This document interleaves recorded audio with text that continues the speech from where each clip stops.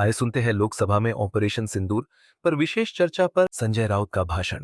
Sanjay Raut ji, you have 4 minutes.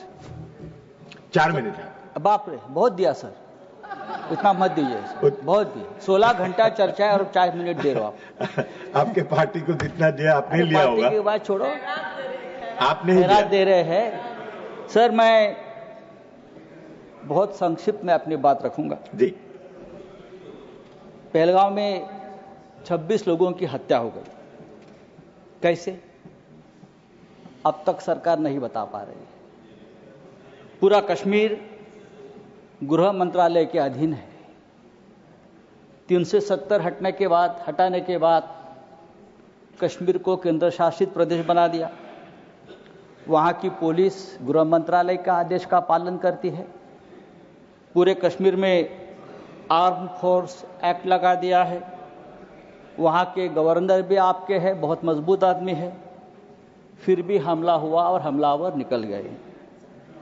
Governor ने भी अपनी चूक मान्य की है कि ये चूक हो गई है, सुरक्षा में चूक हो गई है। अगर सुरक्षा में चूक हो गई है, 26 लोग मारे गए हैं, सिंदूर उजाड़ दिया है 26 हमारे माता भगिनों का, तो उसकी जिम्मेदारी कौन लेगा और इस्तीफा कौन देगा? जिम्मेदारी लेकर पंडित नेहरू देंगे?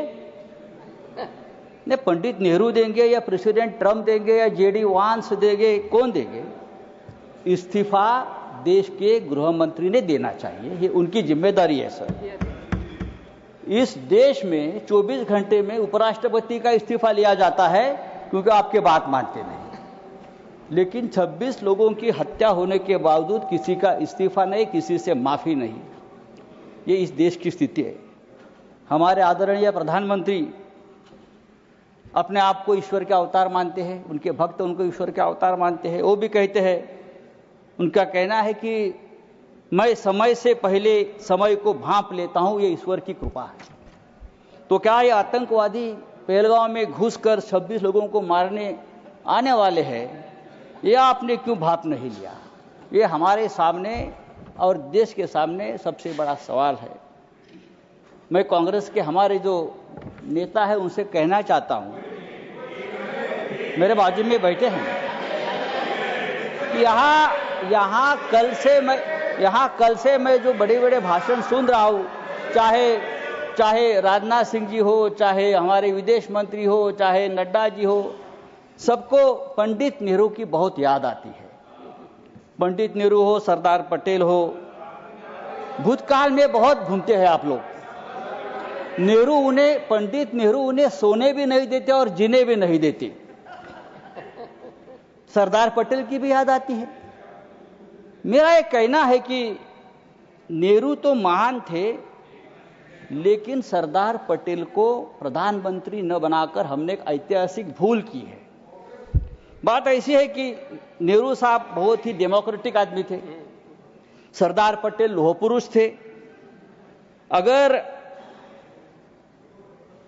सरदार पटेल ऐसे नेता थे जिसने पहली बार आरएसएस पर प्रतिबंध लगाया था। अगर सरदार पटेल जीवित होते और 10 साल, तो ये लोग आज सामने दिखते भी नहीं।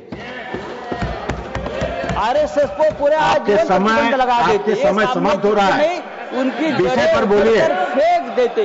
समय समाप्त हो रहा है, विषय पर बोलिए। तो आपको पंडित नेहरू का आभार मानना चाहिए कि पंडित नेहरू की वजह से आप यहाँ बैठे हैं, राज कर रहे हो। ये पंडित नेहरू की मेहरबानी है। अगर सरदार पटेल प्रधानमंत्री होते तो आज आप हमारे सामने सत्ता में हो या देश में दिखते नहीं, उखाड़ कर फेंक देते। सर नहीं सर, सरकार ने आपका समय समाप्त हो गया। मैंने बोला था आपको, लेकिन आप उलझे हुए थे। मैंने आपको बोला था। सरकार बोल रही है, समय समाप्त हो गया आपका। हमारे सामने अब मैं नेक्स्ट स्पीकर बुलाऊंगा। पाकिस्तान हमारे सामने गिड़गिड़ा रहा था, हाथ जोड़कर हमसे रिक्वेस्ट कर रहा था कि सीजफायर कर लीजिए, युद्ध विराम कर लीजिए। अगर युद्ध विराम किया है तो युद्ध विराम के बदले में हमको क्या मिला? आप मुझे बताइए। बात तो पीओके पर होनी थी, आप समाप्त कीजिए धन्यवाद। कम से कम जो कुलभूषण जाधव 15 साल से उस जेल में तड़प रहा है भारत का, उसको तो छुड़ाना चाहिए था।